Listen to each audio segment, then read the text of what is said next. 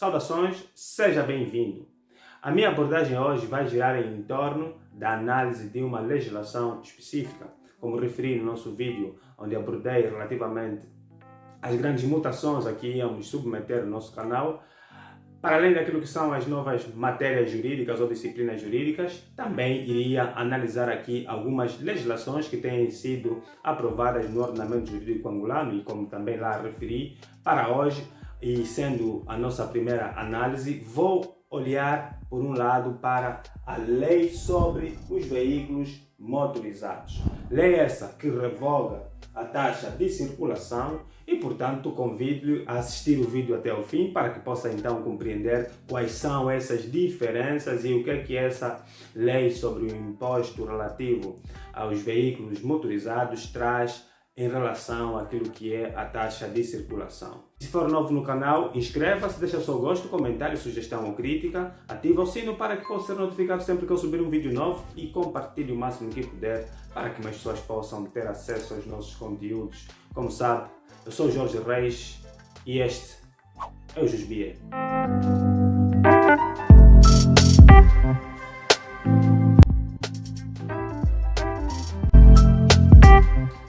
Bem, antes mesmo de olharmos para o tema que nos traz aqui hoje, é importante olharmos para aquilo que são algumas lições inerentes ao direito fiscal.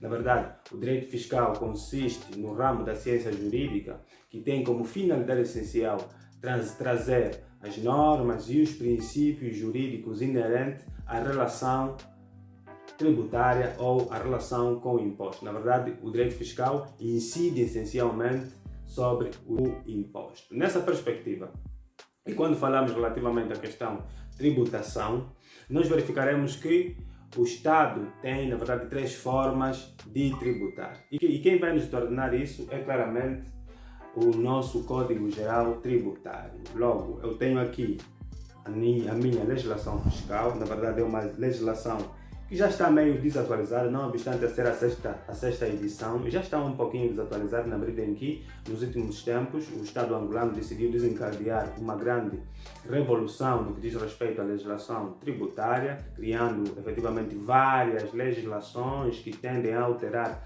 vários impostos, inclusive a criação desse imposto que vai ser analisado hoje, também já foi aqui alterado muitas vezes o próprio código relativamente ao imposto do rendimento do trabalho. Já foi criado um novo código de imposto predial que também vai merecer aqui uma análise. Portanto, essa legislação até certa medida tem algumas leis já revogadas e, portanto, já está ultrapassada. Aconselho mais uma vez a fazer a aquisição da legislação fiscal mais recente e, se assim não for, mantenha com a sua legislação fiscal e, portanto, precisará de adquirir todas essas legislações que têm sido aprovadas nos últimos tempos, essencialmente no ano de 2020. Não obstante a isso, vamos encontrar aqui na minha legislação fiscal o Código Geral Tributário, que foi aprovado pela Lei 21/14, e será ele que vai, como eu disse anteriormente, determinar as formas de tributação. Na verdade, ele vai fazer aqui uma classificação de tributos. Tributos são as várias formas que o Estado tem de arrecadar receitas dos seus cidadãos. Nesse contexto, o artigo 3º, número 4 do Código Geral Tributário vai então definir-nos quais são os modos de tributo, ou seja, quais são as classificações de tributos. Na verdade, existem várias classificações nos termos 1, 2 e 3, mas é o artigo 4º que mais nos interessa aqui. Nesse contexto, o artigo 4 determina: os tributos podem ser impostos, incluindo os direitos aduaneiros, taxas ou contribuições especiais. Ou seja, existem três modalidades ou classificações de tributos. Impostos, que é na verdade o objeto essencial do direito fiscal. Existem as taxas e também as contribuições especiais. Bem, quando olhamos para impostos, já sabemos que sobre o imposto incide aqui o princípio da legalidade, na medida em que somente podem ser cobrados impostos que forem aprovados por lei. Se não forem aprovados por lei, logo não podemos considerar aquela coisa como um imposto. Por outro lado, as taxas, que na verdade têm como finalidade essencial o quê? O caráter bilateral, na medida em que nós pagamos uma taxa em troca da prestação de uns serviços, E não só, também algumas vezes para podermos ter acesso a um direito limitado, como acontece, por exemplo, quando alguém solicita uma licença para o porte de arma, terá de pagar uma taxa. Também acontece aqui, logo existe essa contraprestação, por quê? Porque eu pago, em detrimento consigo a licença para aquisição ou para ter a posse de arma. Não obstante a isso, também as taxas podem ser pagas relativamente àquelas situações em que teremos de privatizar um direito específico. Imaginem que o indivíduo tem a necessidade de abrir um estabelecimento junto da praia e, no entanto, solicita junto do Estado a privatização daquele espaço também da praia e logo paga uma taxa ao Estado em troca daquela circunstância. Logo, as taxas têm efetivamente esse caráter bilateral que, em regra, não tem os impostos. Porque olhamos para o imposto, é na verdade um ato unilateral, ou seja, porque na verdade somente os cidadãos com capacidade contributiva pagarão, não é unilateral. No entanto, pagamos a quem? Pagamos ao Estado e, não obstante a isso, não temos aqui a necessidade de uma contrapartida, na medida em que o Estado adquire ou angaria este valor para a conta geral do Estado e, consequentemente, poderá dar o fim que achar melhor, ou seja, vai poder aplicar onde achar melhor. Logo, é unilateral e não bilateral, como acontece nas taxas. Logo, já existe aqui uma grande diferença na medida em que, com a taxa, eu quero um serviço e terei em troca este serviço, e com impostos, já que existe esse caráter unilateral na medida em que eu simplesmente pago e não sei claramente aonde é que o Estado vai poder aplicar aquele valor.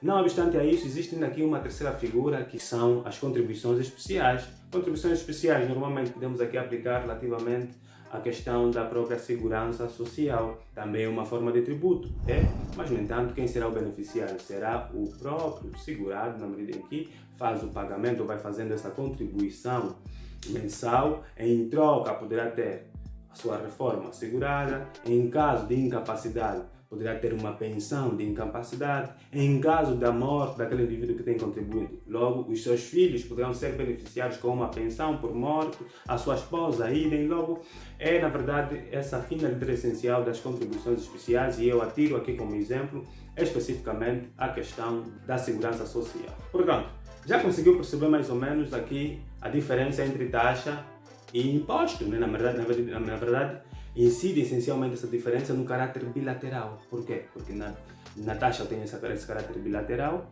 e no imposto não tenho. Logo, poderá também aqui dentro do Código Geral Tributário entender o que são impostos. O artigo 5º vai definir o que são impostos. O artigo 6º define efetivamente o que são contribuições especiais. Posto isto, vamos então agora analisar a questão que aqui nos trouxe, né? Na verdade, vamos olhar, por um lado, para a taxa de circulação e, por outro lado, para o imposto sobre veículos motorizados. Bem, com base naquilo que eu já disse anteriormente, nós olhamos para taxas e impostos. Logo, o que acontece aqui, o que trouxe de novo essa Lei 24/20 que aprova o imposto sobre veículos motorizados? Na verdade, retirou a questão da taxa e trouxe-nos um imposto. Logo, aquele caráter bilateral que existia relativamente à taxa de circulação, e como eu expliquei anteriormente, a taxa tem esse caráter bilateral na medida em que eu pago em troca de um serviço. Logo, nós pagávamos a taxa de circulação. Pronto, eu em particular nunca paguei porque nunca conduzi e nunca tive sequer um veículo motorizado. Logo, pagava-se o imposto, ou pagava-se a taxa de circulação, e em troca nós esperávamos um serviço. Qual seria? O Estado investir aquele dinheiro pago no melhoramento das nossas estradas. Era essa a ideia essencial que nós tínhamos relativamente ao pagamento das taxas de circulação. Logo, a taxa de circulação, que foi aprovada pela Lei 72/05, de 28 de setembro, né? Não é? Esta taxa de circulação é automaticamente revogada. Revogada por quem? Pela Lei 24/20. Ok? Essa Lei 24/20 revoga a taxa de circulação e, consequentemente, já não temos esse caráter bilateral e passaremos a ter um caráter meramente unilateral, na medida em que a gente vai fazer o pagamento do imposto sobre veículos automóveis E em troca poderemos ter algo que a gente não sequer imagina. O Estado vai aplicar onde achar melhor. Se for na saúde, aplica na saúde. Se for na educação, aplica na educação. Se entender que vai ser mesmo na estrada, aplica na estrada. E, consequentemente, será esse caráter que a gente vai, a partir de agora, obedecer. No entanto, é importante que a gente faça análise dessa legislação. Como eu lhes disse anteriormente, a minha legislação fiscal não contém ainda essas normas, porque não é a mais recente. E, no entanto, terei de me apoiar aqui à legislação digital. Eu baixei a lei de forma digital e, portanto, vou fazer análise com base a isso. Logo, é aprovada esse imposto sobre os veículos motorizados através da Lei 24/20 de 13 de julho. Logo, no seu artigo 1º, vamos definir o âmbito de aplicação da lei, ou seja, sobre que incide essencialmente esta lei. Logo, vai nos dizer que a lei aprova essencialmente o imposto sobre os veículos motorizados, que é aplicável a todos os veículos motorizados registrados na República de Angola. Como sabem, os veículos motorizados, em regra, são submetidos a registro, não obstante aquilo que nós já analisamos aqui em sede de estudo do objeto da relação jurídica, e vimos que incide sobre as coisas, e as coisas poderiam ser móveis ou imóveis, e as coisas móveis algumas vezes poderão ser submetidas a registros, designadamente os veículos motorizados, como os automóveis, como as aeronaves, como também os navios. Portanto, sempre que existir esse registro, todos os imóveis registrados na República de Angola vão incidir sobre esta lei. Não obstante a isso, o artigo 2º desta lei 24/20 vai então definir alguns, ou seja, o que são veículos motorizados. O número 1 estabelece o seguinte: para efeitos da presente lei, consideram-se veículos motorizados todos os veículos de tração mecânica ou elétrica destinadas a transitar pelos seus próprios meios, ou seja, desde que o veículo consiga transitar com esses meios, quer motores, quer tração mecânica e não só, automaticamente deverá ser considerado um veículo motorizado. E sendo um veículo motorizado, terá efetivamente de pagar aqui um imposto inerente a esta matéria. Portanto, para além disso, o número 2 vai nos dizer que alguns conceitos, se quisermos perceber quais são esses veículos motorizados, teremos de olhar para o artigo 3º e, no entanto, vamos olhar daqui a pouco para isto. Porém, se quiser saber sobre outros conceitos, deverá então recorrer à lei que aprova o Código de Estrada. Não obstante a isso, esse Código de Estrada também já está a ser revisto, mas, entretanto, os conceitos que lá constam podem servir de apoio para poder perceber então o que são veículos motorizados. Não obstante a isso, é importante agora a gente analisar, não é? Sobre como é que vai funcionar essa incidência. Bem, dá-me só um segundo, vou aqui apanhar a minha caneta. Bem, vamos então agora olhar para a questão da incidência. Bem, todo imposto vai ter que incidir sobre alguma coisa. Olhamos, por exemplo, para o imposto de rendimento de trabalho. Vai incidir sobre o quê? Sobre o seu salário. Olhamos para a questão do imposto predial. Vai incidir sobre o quê? Vai incidir sobre o valor patrimonial do imóvel. Entre aspas, né? Depois vamos fazer uma análise e vamos verificar sobre o que vai incidir essencialmente. Mas incide sobre o valor patrimonial do imóvel. Claramente, se tem um imóvel registrado, consequentemente terá de pagar o imposto predial. Entretanto, sobre o que vai incidir então o imposto sobre os veículos motorizados? É o artigo 3º e 4º que nos vão definir isso. Na verdade, a incidência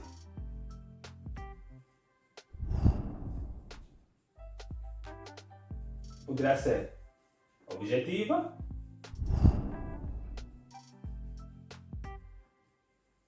e subjetiva. Artigo 4º, artigo 3º. Bem, já lhes disse que não precisam ligar muito para a minha caligrafia, né? Mas, entanto, vamos lá. Incidência objetiva, incidência subjetiva. Meus senhores, objeto tem que ver com o meio, a coisa sobre que vai incidir o imposto. Subjetiva tem que ver com o sujeito que vai pagar o imposto. Logo, quais serão então esses veículos motorizados que vão pagar o imposto sobre os veículos motorizados? Logo, o artigo 3º estabelece: o imposto sobre os veículos motorizados incide sobre os veículos motorizados matriculados ou registrados de acordo com a legislação aplicável junto dos respectivos serviços públicos competentes, designadamente. Quais são esses veículos automóveis? Veículos motorizados, aliás. Os automóveis ligeiros e pesados. Automóveis ligeiros e pesados. Se faz aqui a escola de condução, já consegue perceber a diferença entre veículos ligeiros e motorizados, ou melhor, e pesados.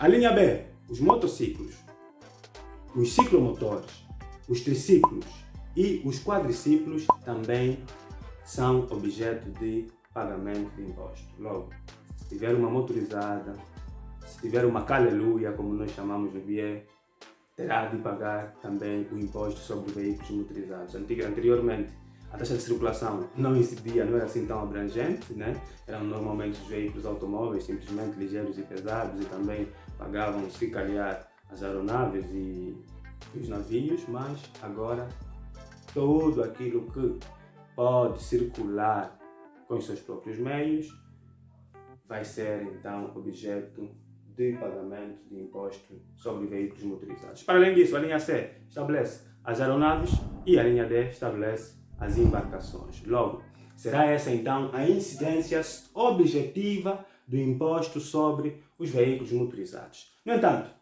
a incidência subjetiva: quem será o indivíduo que vai pagar o imposto sobre os veículos motorizados? Logo, meu senhor, se tiver um carro, se tiver uma motorizada, enfim, que consiga andar com os seus próprios meios, terá de pagar impostos. Você terá também de pagar impostos. Logo, o artigo 4º estabelece o seguinte: incidência subjetiva. São sujeitos passivos do imposto sobre veículos motorizados os respectivos proprietários ou possuidores, em cujo nome os veículos se encontram registrados ou matriculados junto dos serviços competentes. Meus senhores, isso aqui é muito simples. Nós temos o mau hábito, nós angolanos, e eu constato isso quase sempre na nossa vida prática, temos o mau hábito de fazer a venda de veículos. Né? Imagine que o senhor adquiriu hoje um veículo automóvel, né? Comprou hoje um carro junto de qualquer stand ou sei lá, de qualquer meio.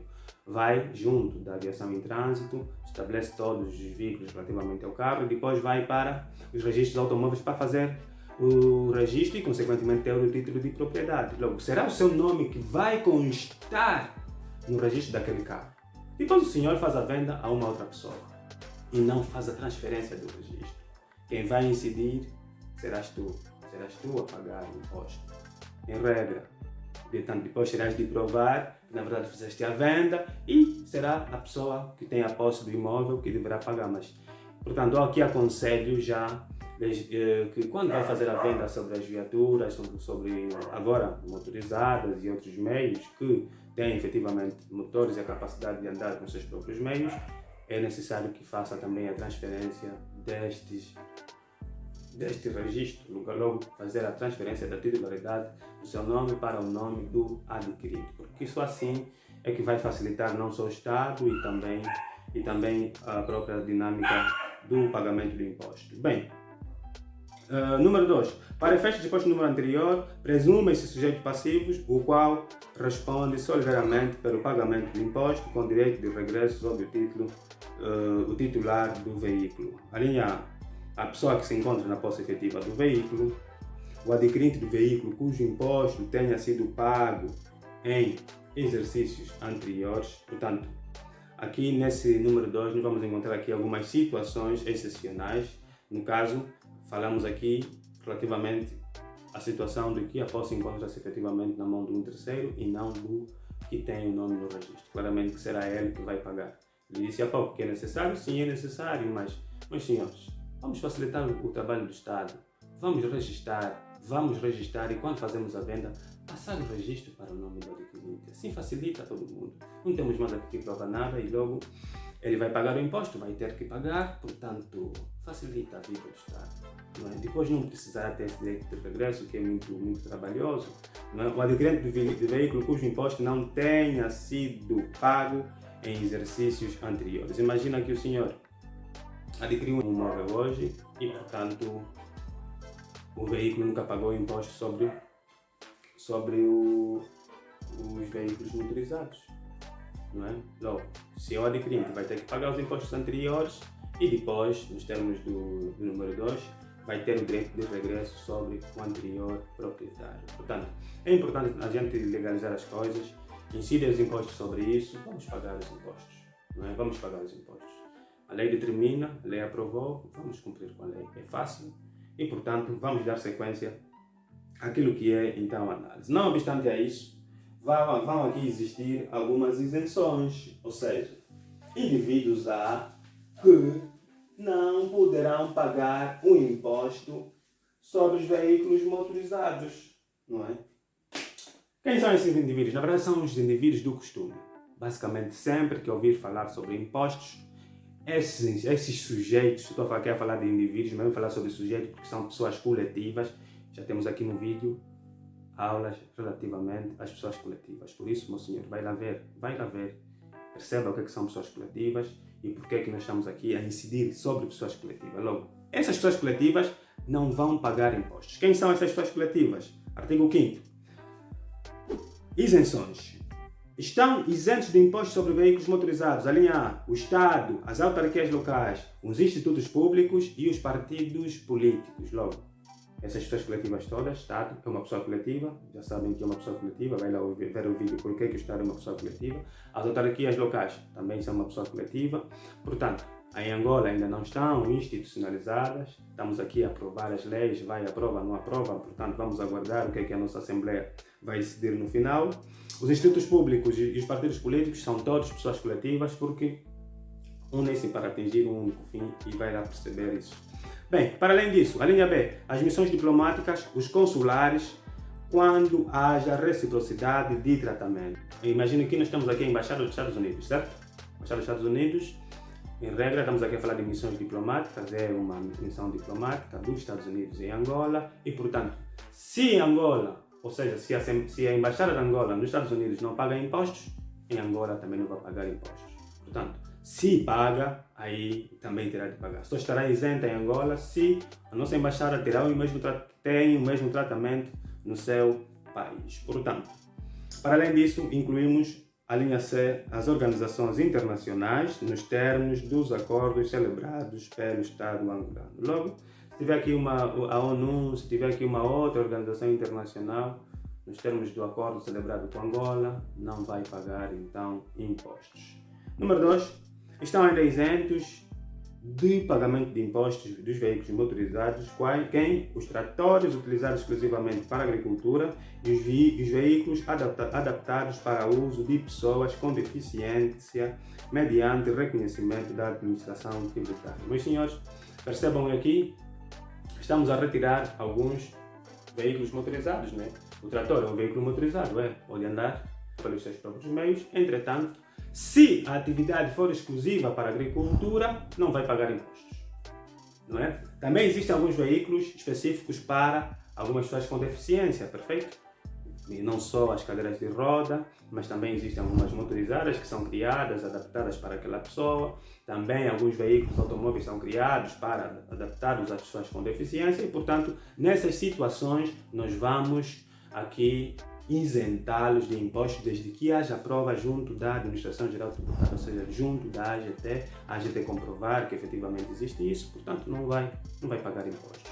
Entretanto, é importante mesmo fazer aqui uma ressalva muito boa, na medida em que as igrejas já, pelo menos aqui, não estão isentas de pagamento de impostos. Quer dizer que as viaturas das igrejas vão pagar os impostos sobre veículos motorizados. Isso pode ser bom ou mau, não sei, vai depender muito daquilo que é a análise dos nossos líderes religiosos, porque existem muitos impostos sobre os quais não incide as igrejas, mas este aqui, pelo menos, vai incidir sobre as igrejas. Bem, vamos agora analisar a questão da matéria coletável.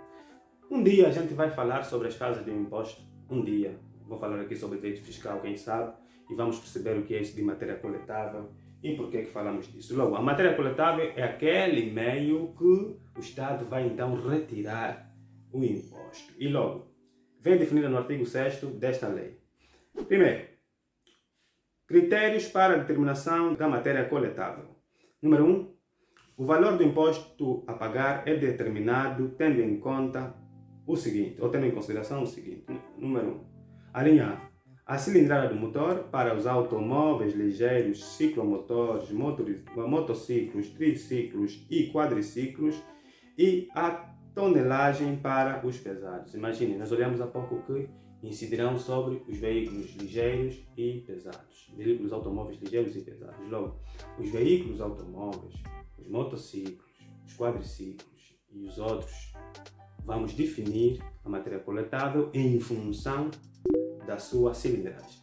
E para os pesados, em função da sua tonelagem. Quanto maior for a tonelada, maior vai ser o imposto. Quanto menor for, vice-versa. Quanto aos automóveis ligeiros, quanto maior for a cilindrada, também maior será o imposto. No entanto, relativamente às aeronaves, a linha B estabelece o peso máximo autorizado à descolagem vai ser então determinado a matéria coletável. Quanto maior o peso, maior a matéria coletável.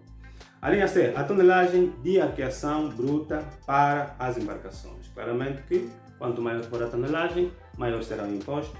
E para finalizar a linha D, o ano de fabrico. Logo, quanto mais novo for o carro, mais imposto paga. Quanto mais velho for, menos imposto paga. Portanto, são situações muito importantes e vamos olhar agora aqui como é que vai ser determinada a taxa dos impostos. O artigo 7º estabelece que a taxa do imposto é expressa em valor fixo constante das tabelas anexas na presente lei. Vamos analisar essa tabela daqui a pouco. Na verdade, vamos determinar as taxas em função desse valor fixo. Não se vai fazer aqui nenhuma alteração. Conforme está na tabela, é conforme se vai cobrar o imposto sobre os veículos motorizados. No entanto, eu vou fazer aqui uma análise simplesmente dos veículos automóveis, que acho que é o que mais nos interessam. Os outros impostos sobre as aeronaves, sobre as embarcações, pode lá depois fazer a leitura da lei 24/20. Se não tiver a lei, entre em contato aqui nos comentários ou nas redes sociais e eu vou lhe enviar isso em PDF. Portanto, depois tem o modo de liquidação e pagamento. Como é que se paga, então, o imposto sobre veículos automóveis? Na verdade, esses impostos sobre veículos automóveis vão ser pagos durante um período. Imagina que estamos agora em 2021. Logo, em 2021, estamos a cobrar os impostos de 2020. Em 2022 é que vamos cobrar os impostos de 2021. No entanto, estabelece o artigo 8º. O imposto sobre os veículos motorizados é liquidado e pago de janeiro a junho de cada ano e reporta-se ao exercício anterior. Claramente, meus senhores, janeiro de 2021 a junho de 2021 já estão a ser cobrados os impostos sobre os veículos motorizados. Meus senhores, essa lei aqui é de 2020. Portanto, se tem um veículo motorizado, é bom que vai já pagar.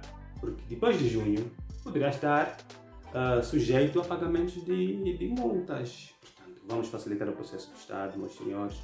Vão lá, pagam seus impostos. Pagam porque é uma mais-valia para todo mundo. O país está em crise e os impostos têm sido uma das principais receitas ou fontes de receitas do pagamento. Portanto, é importante que a gente vai fazer isso. Número 1 do artigo 9, vamos lá aqui como é que é pago então, como é que é feito o pagamento.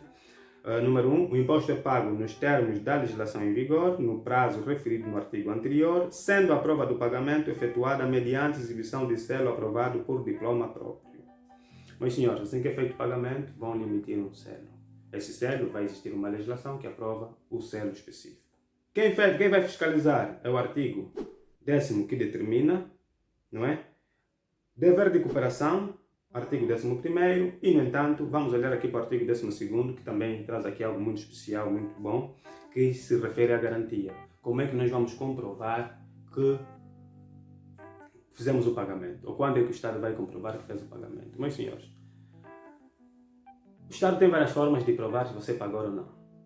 Portanto, já sabemos que o principal meio para fiscalizar o pagamento dos impostos serão então os reguladores de trânsito. Logo, quando estiver na via, se for parado, vai ser cobrado o imposto sobre veículos motorizados. Pagou, não pagou, já sabe que vai ser submetido a pagamento de multas em função do não pagamento. Portanto, para além disso, o artigo 12º vai aqui dizer algumas situações em que será necessário que o senhor comprove que pagou o imposto sobre os veículos motorizados. Estabelece o artigo 12º, garantias do pagamento.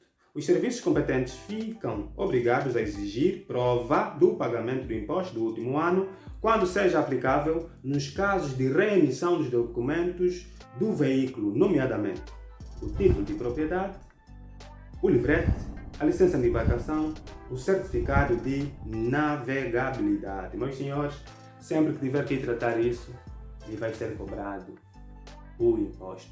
O CEL está previsto lá, vai ser cobrado aqui no momento da reemissão desses documentos. Portanto, é importante que faça o pagamento, é importante que seja responsável com os impostos, porque são um meio muito importante para a arrecadação de receitas. Eu acho que já fizemos aqui o mais importante relativamente à análise dessa lei. E se tiver alguma dúvida, meu senhor, leia ou entre em contato comigo. Portanto, vamos aqui só olhar, para finalizar essa questão, para a tabela de que se refere o artigo 7º, número 1, não é? Ele fala aqui, vamos determinar o valor das taxas em função da tabela, não é? Existem aqui aqui na verdade 3 tabelas, uma pertencente à questão dos motociclos, ciclomotores, triciclos, quadriciclos, veículos ligeiros e pesados, uma referente às embarcações e a terceira referente às aeronaves. No entanto, vou me focar simplesmente aqui a primeira tabela. Logo, como é que nós vamos determinar a taxa a pagar? Já vimos que vai ser para os ligeiros, quadriciclos, triciclos, enfim, vão ser pagos em função das cilindradas. E relativamente aos pesados, em função dos pesos, ou seja, do peso da tonelagem. Número 1. Motociclos, ciclomotores, triciclos, quadriciclos até 125 cilindradas. Logo, de 0 a 125 cilindradas vão pagar o valor de 1.850 kwanzas. Ou seja, já não há aqui isenções relativamente às cilindradas. Tem 100 cilindradas, tem 50 cilindradas, tem 60 cilindradas, tem uma jogue, vai pagar imposto. Número 2. Quadriciclos, ciclomotores, triciclos e quadriciclos de 126 a 450 cilindradas. Bem, nestes casos vão pagar o imposto equivalente a 2.450 kwanzas por ano. Motociclos, ciclomotores, triciclos e quadriciclos a partir de 451 cilindradas. Meus senhores, a partir daqui em diante, todas as motos que tiverem 451 cilindradas em diante vão pagar anualmente o valor de 3.050 kwanzas como imposto sobre veículos motorizados. Vamos agora olhar para os carros. Vamos. Primeiramente, olhamos, pronto, estou aqui a falar de carros, mas na verdade são veículos automóveis. Portanto, ligeiros, até 1.500 cilindradas vai pagar anualmente 4.300 kwanzas. Ligeiros, de 1.501 a 1.800 cilindradas vai pagar 4.900 kwanzas. Ligeiros, de 1.801 a 2.400 cilindradas vai pagar 6.750 kwanzas. Ligeiros, a partir de 2.401 vai pagar o valor de 9.200 kwanzas. E por fim, olhamos para os pesados, que os que vão até 10 toneladas pagarão o valor de 10.450 kwanzas anuais e os que vão mais de 10 toneladas terão então de pagar 15.350. Meus senhores, é basicamente isso que nós podíamos analisar por hoje. Eu acho que já roubei demais o vosso tempo, não é? E espero que este vídeo seja útil de alguma forma. Eu achei importante abordar sobre eles devido à grande importância que tem, não é?